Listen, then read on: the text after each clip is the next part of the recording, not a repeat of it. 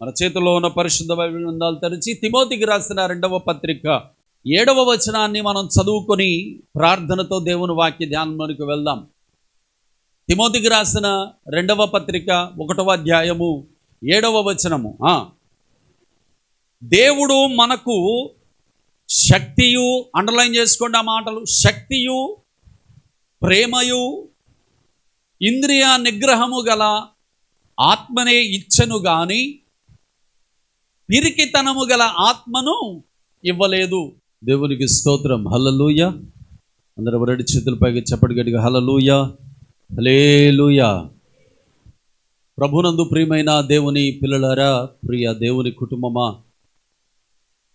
మరి యొక్క నెల, మరి యొక్క మొదటి పునరుత్థాన ఆదివారం మన ప్రభు నామాన్ని మనం ఆరాధన చేసుకోవడానికి ఆత్మదేవుడు మనకిచ్చిన ఈ గొప్ప సమయము కొరకై సమస్త మహిమ, ఘనత, ప్రభావములు మన దేవదేవునికే కలుగునుగాక. ఆమెన్. అందరికీ వందనాలు. దేవుడు మనందరినీ దీవించునుగాక. ఆమెన్. దేవుని వాక్య ధ్యానంలోనికి వెళ్దాం ప్రియులరా. అయితే పరిశుద్ధాత్మ దేవుడు వాక్య ధ్యానానికి ముందు నా హృదయంలో పెట్టిన ఒక మాట, ఒక ఆలోచన నేను మీకు చదివి వినిపించాలనుకుంటున్నాను. దయచేసి అందరూ పరిశుద్ధ బైబిల్ గ్రంథాలు తెరిచి 106వ కీర్తన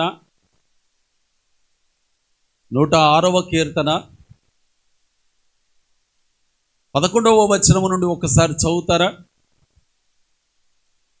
ఇది నా వాక్య సందేశము కాదు, కానీ దేవుని ఆత్మ వలన ప్రేరేపించబడిన వాడనై మీకు బోధిస్తున్నటువంటి ఒక ఆలోచన, ఒక హెచ్చరిక, ఒక చిన్న సూచన, నియమము.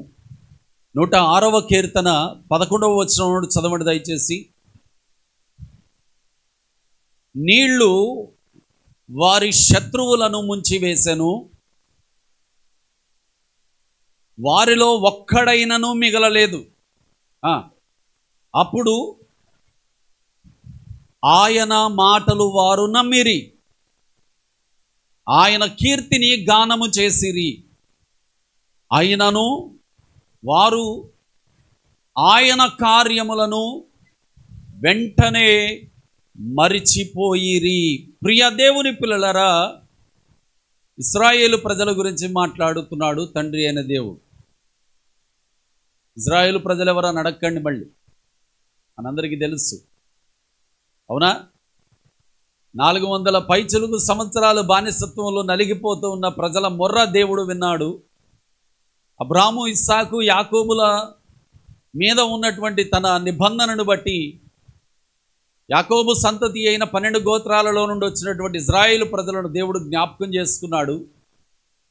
జ్ఞాపకం చేసుకున్న తండ్రి అయిన దేవుడు మోషేను పంపించాడు. మోషే ద్వారా 10 రకాలైన సూచక క్రియలు ఐగుప్తు దేశం మీద ఇశ్రాయేలు ప్రజల ముందు కూడా జరిగిస్తూనే తండ్రి అయిన దేవుడు తన పరాక్రమము చేత, తన బలమైన హస్తము చేత 5 లక్షల కంటే ఎక్కువ మంది కలిగిన, కాల్బలం కలిగినటువంటి వీరులు, పురుషులు, స్త్రీలు, పిల్లలు, పెద్దలు, ముసలివాళ్ళు వెరసి ఒక 20 లక్షల మంది ఇంచుమించు ఇంతమంది ప్రజలను ఐగుప్తు బానిసత్వము నుండి దేవుడు జయోత్సవము చేత బయటకు తీసుకొచ్చాడు. ఏ అధికారం అయితే వారిని నలగొడుతూ వచ్చిందో అదే అధికారం వారికి భయపడి వారిని వెళ్ళిపోమని తొందరబెట్టింది. దేవుని వాక్యం మాట్లాడుతుంది. బలవంతం పెట్టినటువంటి అధికారమే తొందర పెట్టడానికి గల కారణం ఏంటి అంటే దేవుడు పనిచేస్తున్నాడు. ఆమేన్. అవునా కాదా? చాలాసార్లు చూడండి ప్రియులరా, మనం ప్రార్థన చేస్తాం. We pray many times, we pray for everything. మనం అన్నిటి కొరకు ప్రార్థన చేస్తాం. ఈరోజు ప్రార్థన చేశాం, రేపటికి కార్యము జరగాలి, పక్కా జరగాలి. జరగకపోతే మనకు భయం, మనకు బాధ, మనకు వేదన, మనకు దుఃఖం. రేపు కార్యం జరగాలంతే, కానీ జరగదు. Many of the times it won't happen. కార్యం జరగదు. చాలామంది చేసే పెద్ద పొరపాటు ఏంటంటే దే గివ్ అప్, విడిచిపెట్టేస్తారు. దేవుడు నా ప్రార్థన వినలేదు, దేవుడు నాకు సహాయం చేయలేదు, దేవుడు నాకు అద్భుతం చేయలేదు. God is not working, so why should I pray, so why should I continue in this Christianity? Why అనే ఒక అజ్ఞానం, అవివేకము మనసులోనికి రాగానే దానికి ఆజ్యం పోస్తూ దేవునికి ప్రార్థన చేయడం మానేస్తారు. లిటరలీ దే స్టాప్ ప్రేయింగ్, ప్రార్థన చేయడం మానేస్తారు, మందిరానికి రావడం మానేస్తారు. దేవుని ఎదుట వారి నమ్మకత్వాన్ని వెంట్రుక వాసుతో అలాగా విడిచిపెట్టేస్తారు. ఏదో అది అంత చీప్ అయిపోయినట్టు, చులకనదైనట్టు విడిచిపెడుతూ ఉంటారు. నేను చెబుతున్నాను ప్రియులరా, దేవుడు జవాబు ఇవ్వలేదు అంటే he is testing your faith. Literally నిజం. నా పిల్లలు నా ప్రాణం వంటి వారు. ఎవరైనా పిల్లలు తమ తల్లిదండ్రులకు ప్రాణం వంటి వారు, ఇందులో స్పెషాలిటీ ఏమీ లేదు. కానీ వాళ్ళు యోగ్యులో, సమర్థులో, అసమర్థులో తెలుసుకోవాలి అంటే తల్లిదండ్రులు పిల్లలకు కొన్ని విషయాలలో పరీక్షలు పెడుతూ ఉంటారు. పెట్టరా? ఏమండి, పనులు చేయమని చెప్పరా?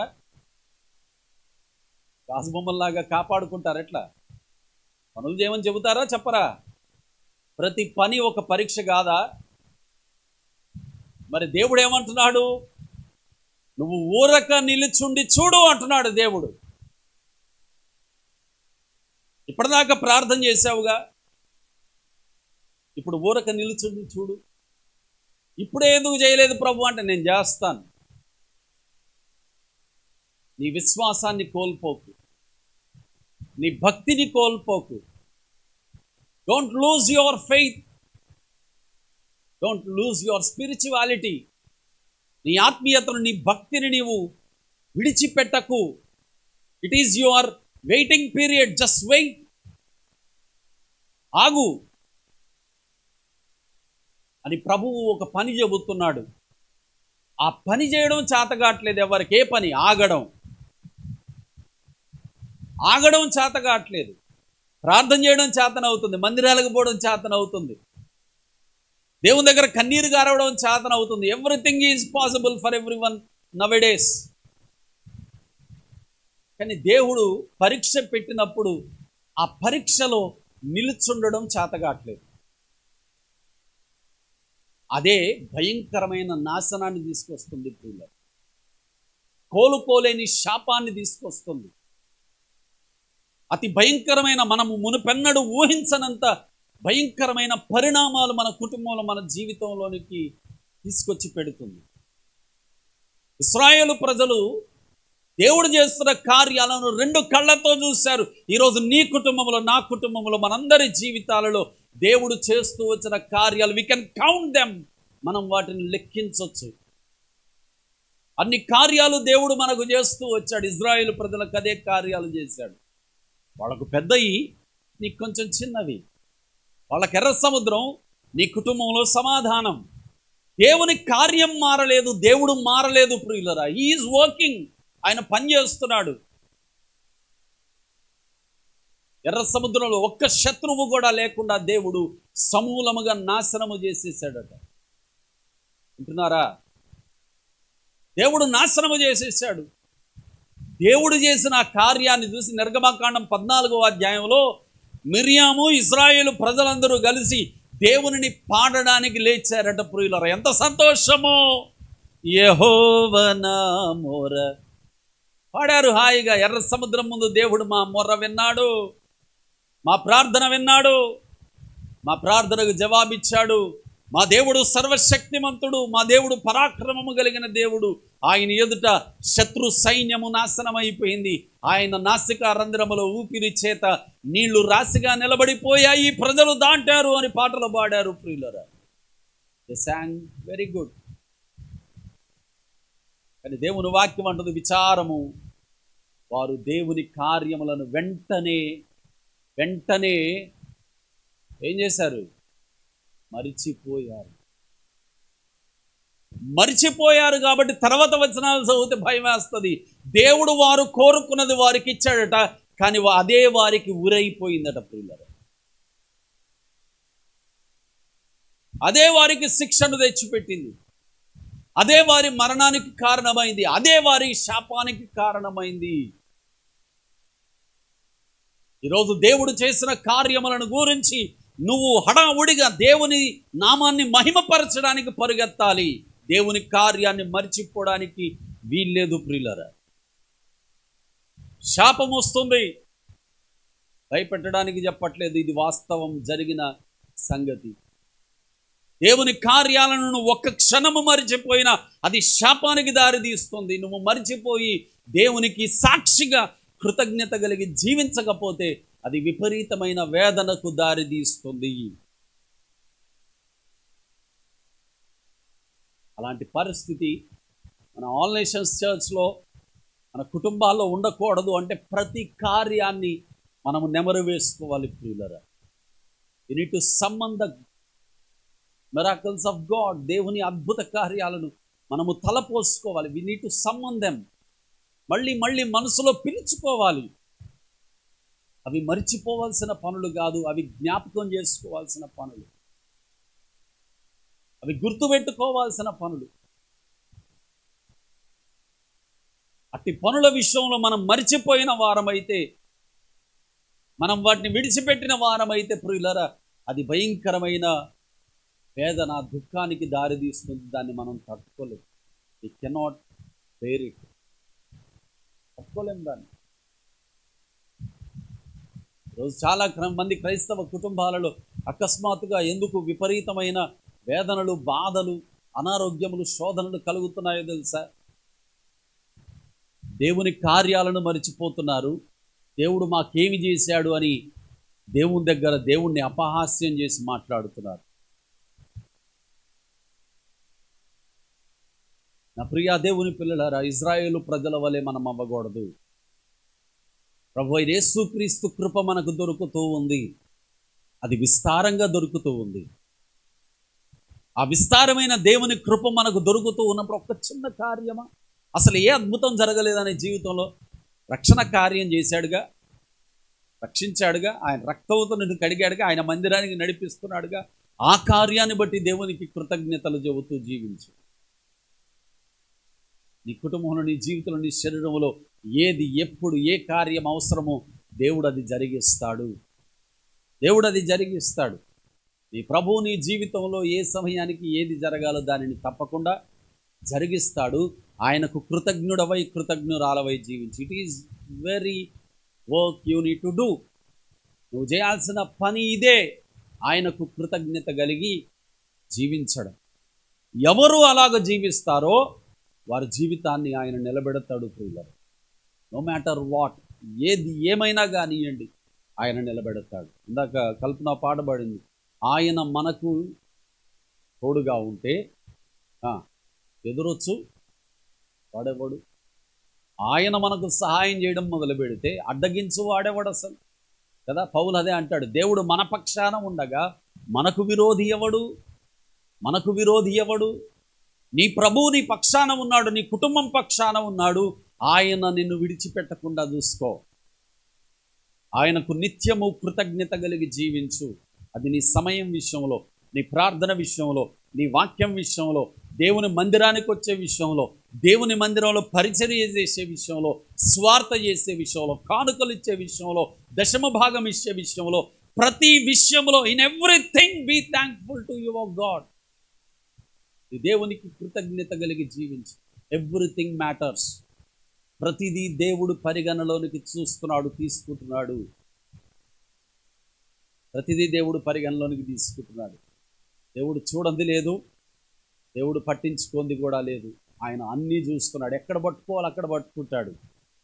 అలాంటి పరిస్థితి రాకుండా ఉండాలి అంటే ఇప్పుడు ఆయన విశాలమైన హస్తములు మన వైపు చాపబడి ఉండగానే కృతజ్ఞత కలిగిన వారమై, నమ్మకస్తులమై జీవిద్దాం. ఆమేన్, ఆమేన్, ఆమేన్.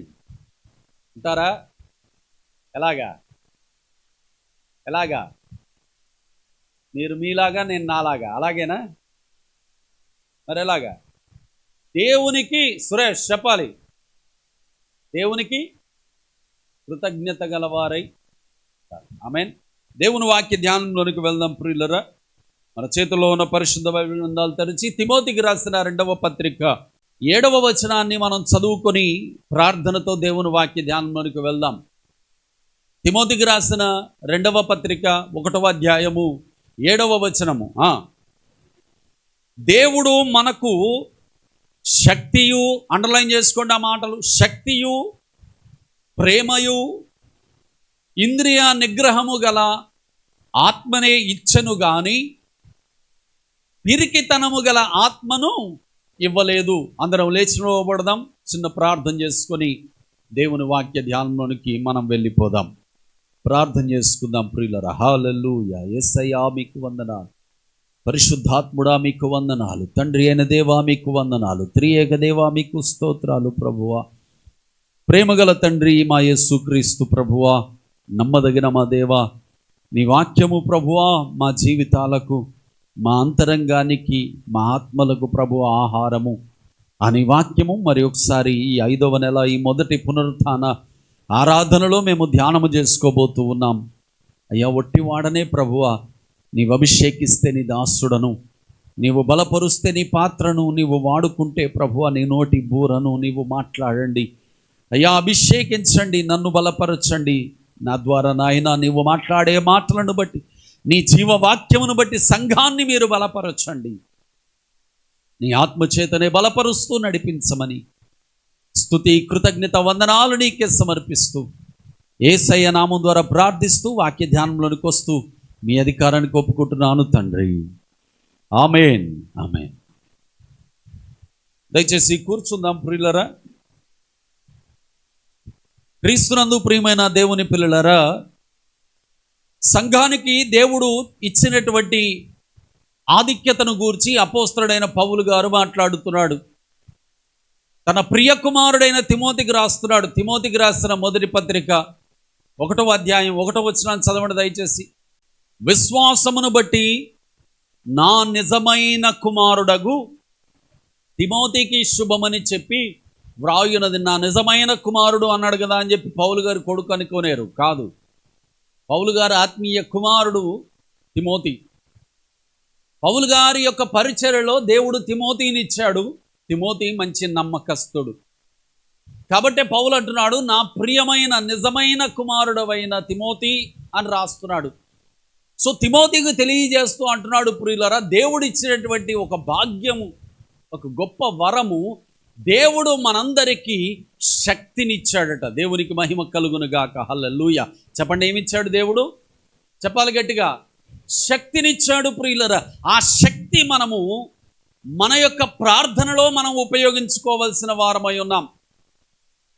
మన భయములో ఉపయోగించుకోవాల్సిన వారమై ఉన్నాం. మన అవసరాలలో మనం ఉపయోగించుకోవాల్సిన వారమై ఉన్నాం. మన ప్రతి పరిస్థితుల్లో దేవుడు మనకిచ్చినటువంటి ఆ శక్తిని మనం వాడవలసిన వారమై ఉన్నాం. ఇంతకు ఆ శక్తి ఏంటో చెప్పనా? ప్రభువైన యేసుక్రీస్తే. దేవునికి మహిమ కలుగును గాక. హల్లెలూయా. దేవుడు మనకు శక్తినిచ్చాడు. ఎవరి శక్తి అది? దేవుని శక్తి. ఎవరు ఆ దేవుని శక్తి? ప్రభువైన యేసుక్రీస్తే ఆ దేవుని శక్తి. యేసయ్య మనకు అనుగ్రహింపబడ్డాడు. ఆ యేసయ్యను మనం వాడుకోవడం నేర్చుకోవాలి. వాడుకోవడం అంటే అవసరాలకు వాడుకోవడం కాదు. ఆయనను మనము కలిగిన వారమై జీవించాలి. ఇది విషయం ప్రియులరా. దేవుడు మనకు శక్తినిచ్చాడు. రెండవది, దేవుడు మనకు ప్రేమనిచ్చాడు. ఆ ప్రేమ ఎలాంటిదో చెప్పనా? మనకు సహాయము చేసిన వారికి తిరిగి సహాయము చేసేలాంటిది కాదు. మనల్ని పొగిడిన వారిని తిరిగి పొగిడే వంటిది కాదు. మనల్ని ప్రేమించే వారిని తిరిగి ప్రేమించేటటువంటి ప్రేమ కాదది. మన శత్రువులను కూడా మనము ప్రేమించాలి అని మనకు నేర్పించినటువంటి ప్రేమ అది. దేవుని ద్వారా కలుగుతున్నటువంటి ప్రేమ అది. దేవుడు ఇచ్చిన ప్రేమ అది. మనుషుల ప్రేమ స్వార్థపూరితమైన ప్రేమ. ఒకవేళ స్వార్థము లేకపోయినా అది తాత్కాలికమైన ప్రేమ. అది బదులు ఆశించే ప్రేమ. కానీ దేవుడు ఇచ్చే ప్రేమ శత్రువులను కూడా ప్రేమించాల్సిన ప్రేమ. అందుకే యేసయ్య కలువరి సిలువలో అన్నాడు, తండ్రి వీరేమి చేయుచున్నారో వీరెరుగరు గనుక వీరిని క్షమించండి. లెట్ దెమ్ గో ఫాదర్, వారిని విడిచిపెట్టేయండి, క్షమించండి అన్నాడు యేసయ్య. ఆ యేసయ్య సిలువలో తన ప్రేమను ప్రదర్శిస్తూ అదే ప్రేమను తన బిడలైన మనకు అనుగ్రహించాడట. ఈ ప్రేమను కలిగిన మనము మొట్టమొదటిగా మన ప్రభువును ప్రేమించే వారమై ఉండాలి. చెప్పండి అందరూ. ఎవరిని ప్రేమించాలి? ఎవరిని ప్రేమించాలి? మన దేవునిని ప్రేమించే వారమై ఉండాలి. ఇది మొట్టమొదటి విషయం. ఎందుకో చెప్పనా? దేవుని ఆత్మ మాట్లాడుతున్నాడు పౌలు గారి ద్వారా. దేవునిని శాశ్వతమైన ప్రేమతో ప్రేమించకపోతే వాడు శాపగ్రస్తుడట. One who don't love Jesus with everlasting love is a cursed person. యేసయ్యను శాశ్వతమైన ప్రేమతో ప్రేమించని వాడు శాపగ్రస్తుడు. He will be cursed. శాపగ్రస్తుడు. కనుక మొట్టమొదటిగా మన ప్రభువును మనం ప్రేమించే వారమై ఉండాలి. రెండవది ప్రియులారా, by this love, through this love, నిన్ను నువ్వు ప్రేమించుకునే వ్యక్తి అవ్వాలి. చెప్పండి అందరూ. నోరు తిరగట్లేదా? గట్టిగా. రెండవది, you need to love your self. నేను ప్రేమించుకోవాలి. చాలాసార్లు మనల్ని మనం ఏముందిలే, ఏమీతోనే బ్రతికిపోతున్నాం. మనం అందరం ఏమీతోనే గడిచిపోతున్న జీవితం అంతా. ఒక మంచి బట్ట వేసుకోరు, ఏముందిలే, ఏదో నడిచిపోద్దులే. ఒక మంచిగా తయారవ్వరు, ఏముందిలే, నడిచిపోద్దులే. ఏముంది కాదు, ముందు నిన్ను నువ్వు ప్రేమించుకోవడం నేర్చుకోవాలి. You need to love yourself. Yesayya చెప్పింది కూడా అదే, నిన్ను వలే లైక్ యువర్ సెల్ఫ్. దేవుడు మనకు ప్రేమనిచ్చాడు ప్రియులారా. ఆ ప్రేమతో ముందు మనల్ని మనం ప్రేమించుకోవాలి. మన శరీరాన్ని మన ఆరోగ్యాన్ని ప్రేమించుకోవాలి. మన ఐడెంటిటీని ప్రేమించుకోవాలి. మన స్టాండర్డ్ని ప్రేమించుకోవాలి. తర్వాత మూడవది ప్రియులారా, భార్యలైతే తమ భర్తలను ప్రేమించాలి. ప్రేమించడం అంటే ఏంటి చెప్పండి? భార్యలను అడుగుతున్నా, please tell me, what do you mean by love? చెప్పాలి.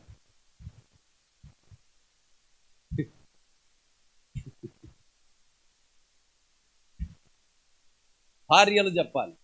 మీకు ప్రేమించడం రాదా మీ భర్తల్ని? వస్తే చెప్పండి మరి. ప్రేమించడం అంటే ఏంటి?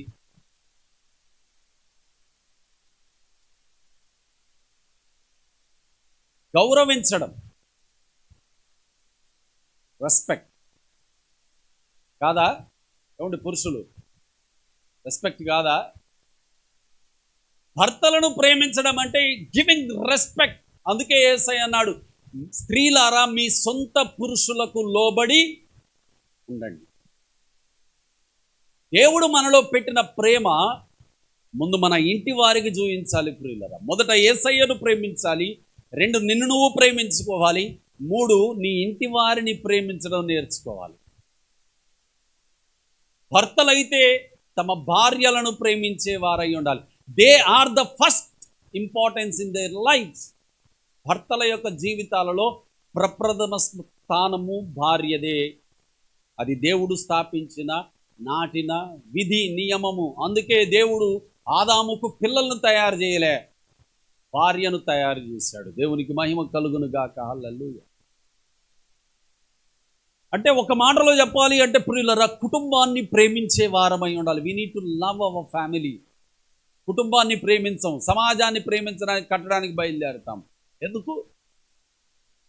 అందుకే దేవుని వాక్యం అంటుంది ప్రియులారా, ముందు బయట కాదు, ముందు ఇంట్లో, in your family, in your house.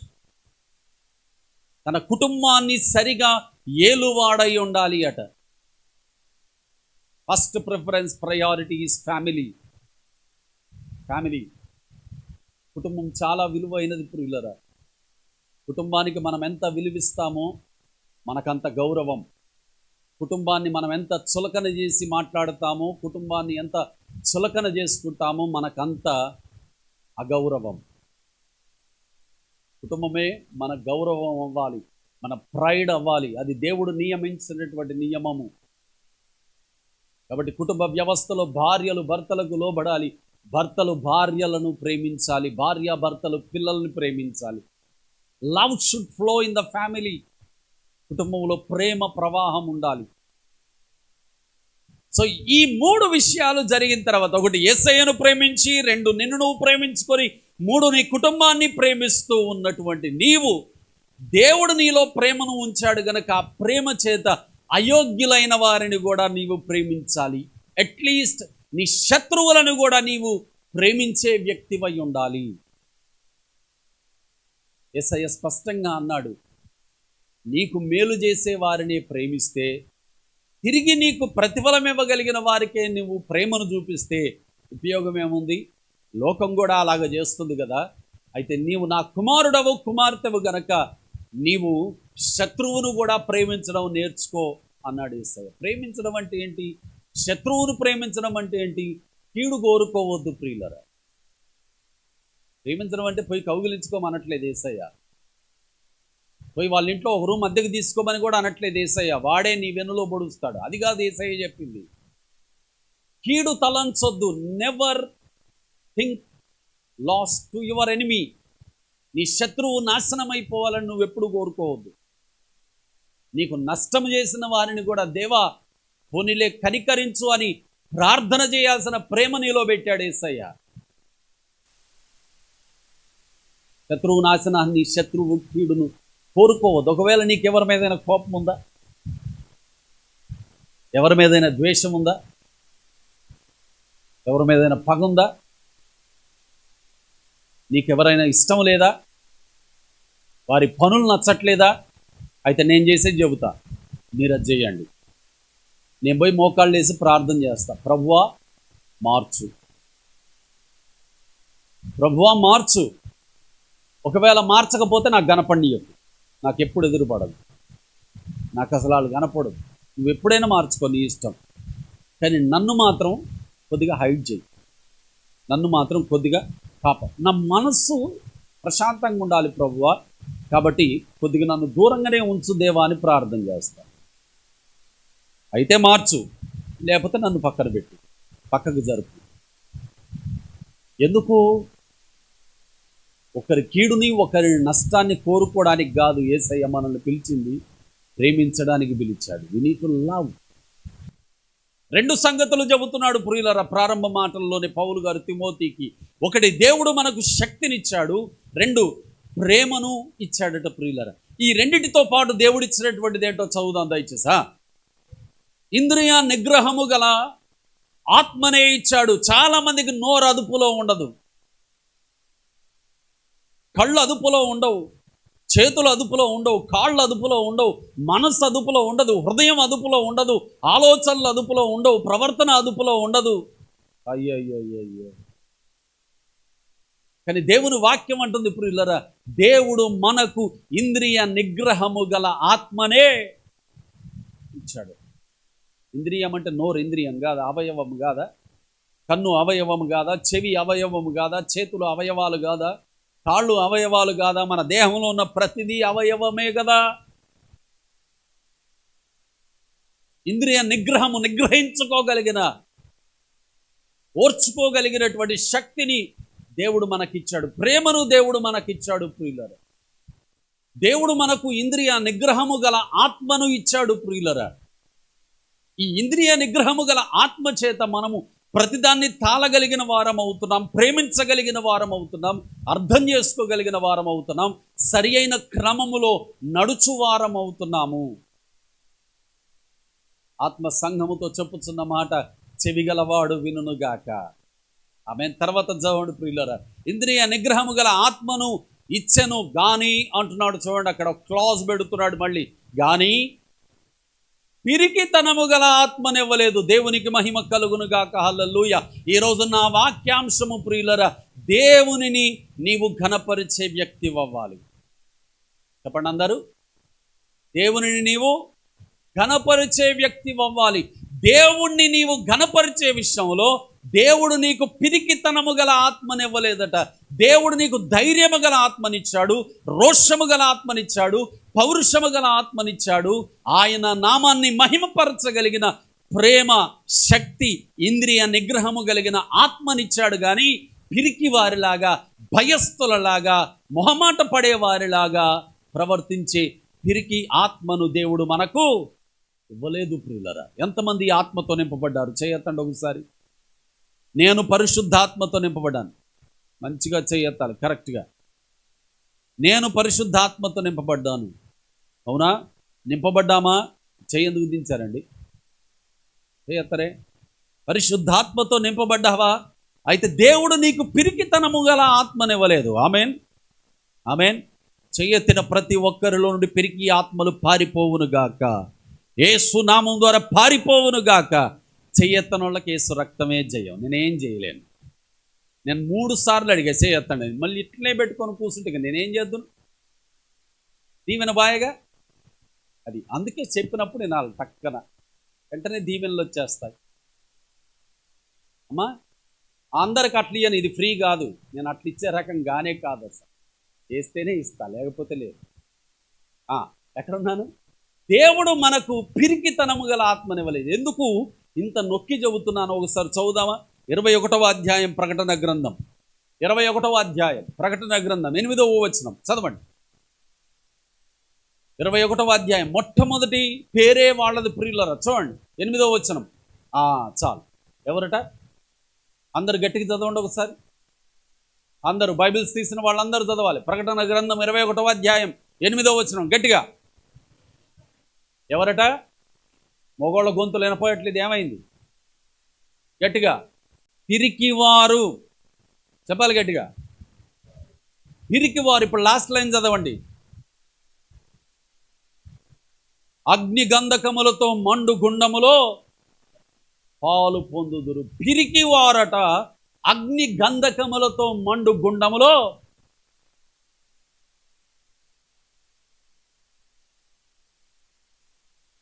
ప్రార్థనలో ఉండండి, వాక్యం చదవండి, స్వార్థ చేయండి, స్టేటస్లో వాక్యాలు పెట్టండి, మీకు తెలిసిన వారందరికీ వాక్యాలు ప్రతిరోజు షేర్ చేయండి, మన వాక్యాలు ప్రతిరోజు వినండి. మీకు తెలిసిన వారికి, మీ బంధువులకు, మీ రక్త సంబంధీకులకు దేవుని వాక్యాన్ని, దేవుడు చేసిన కార్యాలను ప్రకటన చేయండి అని మళ్ళీ మళ్ళీ మళ్ళీ మళ్ళీ మీ అందరి వెంట ఎందుకు పడతానో తెలుసా? దేవుని దగ్గర మనం నిలబడ్డప్పుడు దేవుడు మనల్ని పిరికివారుగా ఎంచితే చివరికి మనకు దొరికే ప్లేస్ అదే. ఏది? అగ్ని గంధకములతో మండు గుండములో. ఆ గుండము నుండి మనము తప్పించబడాలి అంటే మనము మన ప్రభువును ఘనపరచు వారమై ఉండాలి. ప్రియులారా చదవండి ఒకసారి దయచేసి. మత్తయి రాసిన సువార్త, మత్తయి రాసిన సువార్త 10వ అధ్యాయము, మత్తయి రాసిన సువార్త 10వ అధ్యాయము 32వ వచనాన్ని చదవండి దయచేసి. 10వ అధ్యాయం 32వ వచనం. మనుషుల ఎదుట. చూడండి, ఆ మాటలు అండర్లైన్ చేసుకోండి దయచేసి. నేను చెబుతున్న మాటలు కాదు ప్రియులరా, దేవుడే యేసయ్య మాట్లాడుతున్న మాటలు. మనుషుల ఎదుట నన్ను ఎవడు ఒప్పుకుంటాడో పరలోకమందున నా తండ్రి ఎదుట నేనును వానిని ఒప్పుకొందును. ప్రియ దేవుని పిల్లలారా గమనించుదాం. యేసయ్య మాట్లాడుతున్నాడు. మనుషుల ఎదుట ఎవరు నన్ను ఒప్పుకొనునో పరలోకమందున తండ్రి ఎదుట నేను వానిని ఒప్పుకొందును, ఒప్పుకొందును. ఈరోజు మన జీవితంలో దేవుడు మనకు చేసేటటువంటి అద్భుతాలు, ఆశ్చర్య కార్యాలు, మన కుటుంబాల్లో దేవుడు చేసేటటువంటి కార్యాలు మనము మనుషుల ఎదుట ప్రచురించు వారమై ఉండాలి. కనీసం చాలామంది ఈరోజు క్రైస్తవులని తెలియదు వారి పక్కనున్న వాళ్ళకి. ఈరోజు ఒక పాస్టర్ గారు మాట్లాడుతున్నాడు నాతో. ఆయన నాతో మాట్లాడుతున్నప్పుడు ఆయన అన్న మాట్లాడేది, తమ్ముడు అసలు ఇక్కడ సేవ జరుగుతుందని పక్కనోడికే తెలవదు తమ్ముడు అన్నాడు. వామ్మో, అసలు ఇక్కడ సేవ జరుగుతుందని పక్కనోడికే తెలియదు తమ్ముడు అన్నాడు. ఎందుకన్నా అలాగన? అవును, మనం రహస్యంగా ఉండాలి అట. అయ్యబ్బో, మనం రహస్యంగా, అవును రహస్యంగా ఉండాలి. ఏది రహస్యంగా ఉండాలి? నీ ప్రార్థనా జీవితం రహస్యంగా ఉండాలి.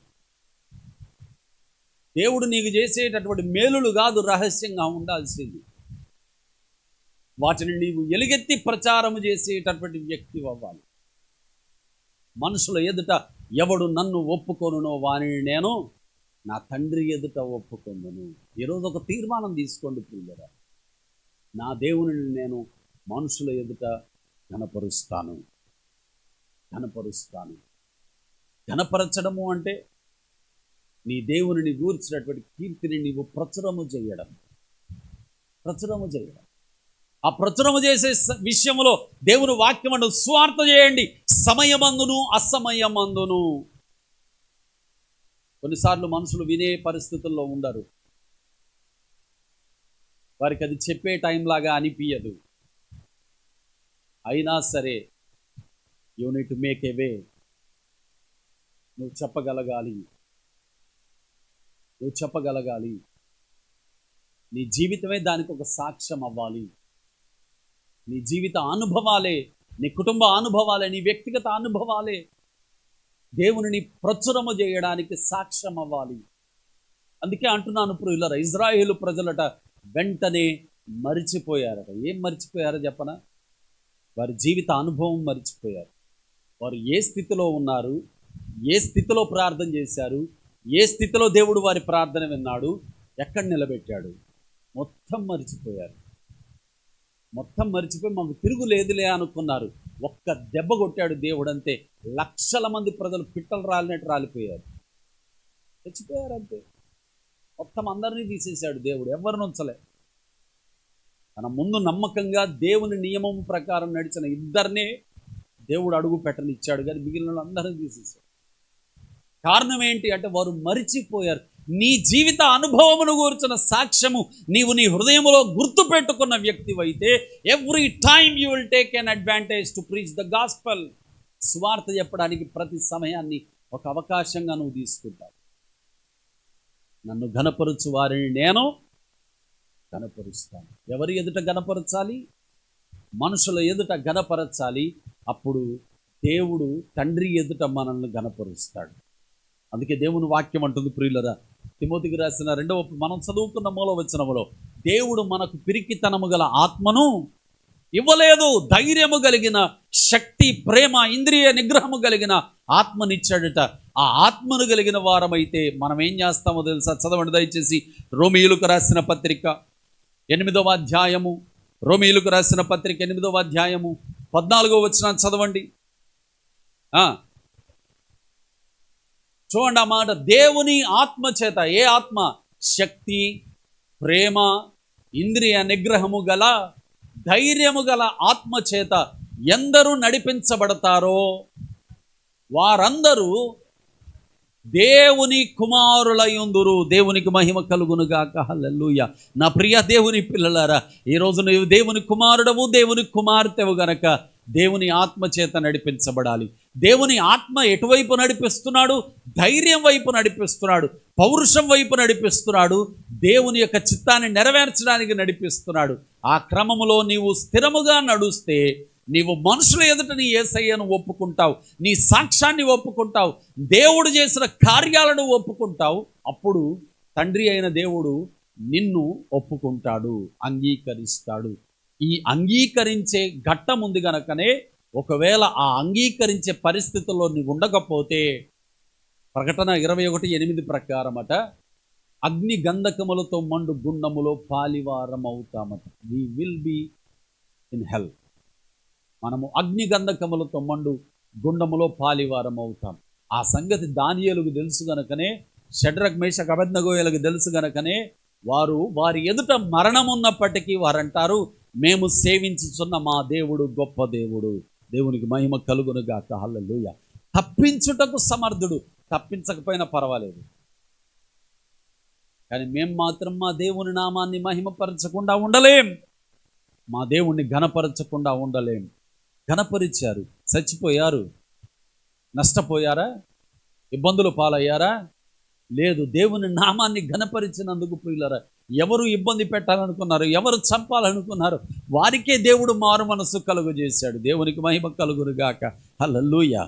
దానియేలు జీవితంలో కూడా అంతే.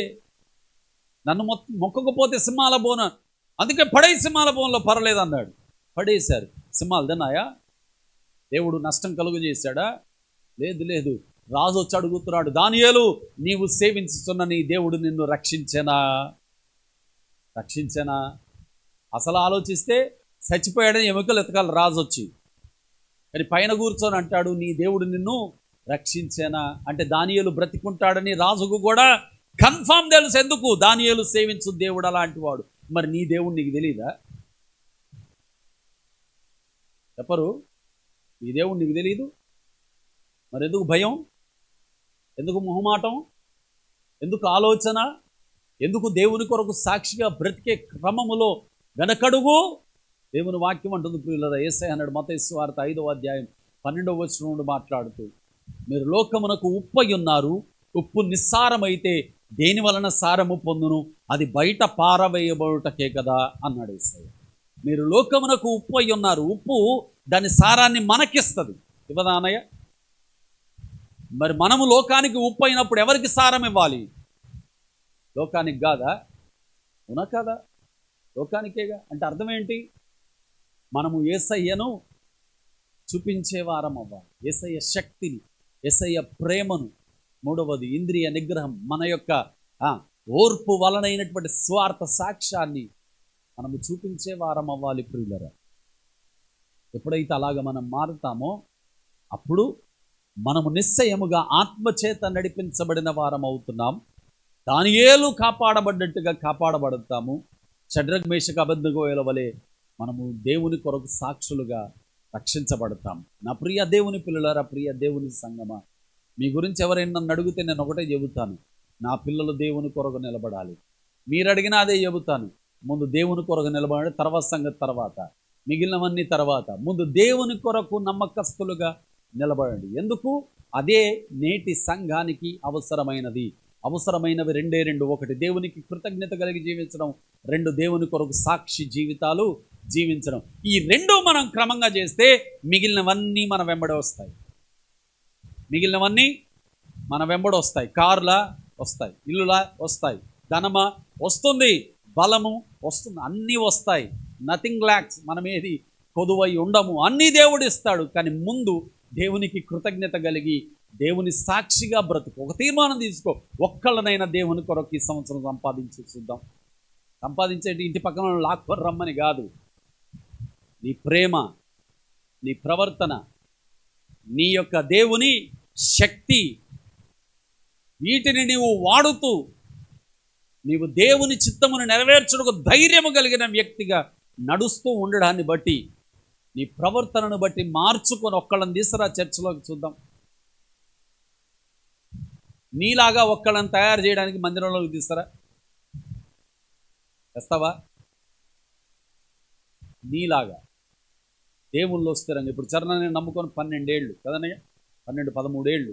అప్పటి నుండి ఇప్పటి వరకు ఆయన మారలే, నమ్మకంగా అలాగే ఉన్నారు, స్థిరంగా ఉన్నారు. సేవకుల బోధలో, సంఘ క్రమములో, సంఘ పెద్దలుగా నమ్మకంగా నడుస్తున్నారు. ఇప్పుడు ఒకవేళ చరణన్నయ్యకే నేను స్పెషల్గా చెబితే ఏమంటున్నది? చరణన్నయ్య మీలాగా నిలబడగలిగిన వాడిని ఒక్కడిని తయారు చేయండి అన్నయ్య అంటాను. అననా? అనలేదా? ఉదాహరణకు చెబుతున్నా. ఇప్పుడు మీ అందరు కూడా అదే. ఆ భారం మనకుంటే మనం తేకపోయినా పర్వాలేదు ప్రియులారా. ఎందుకు తేలేదురా అని అడగడు దేవుడు, నేను కూడా అడగను. కానీ నువ్వు చేసావా? నువ్వు ఉన్నావా? నువ్వు ప్రయాసపడుతున్నావా? నువ్వు కృతజ్ఞత కలిగి జీవిస్తున్నావా? పిరికిగా ఉన్నావా? ధైర్యంగా ఉన్నావా? మొత్తం చూస్తున్నవాడు దేవుడు గనక దేవుని ఎదుట నీ కష్టము లెక్కించబడుతుంది. ఆమేన్. అర్థమైందా? ఏమర్థమైంది?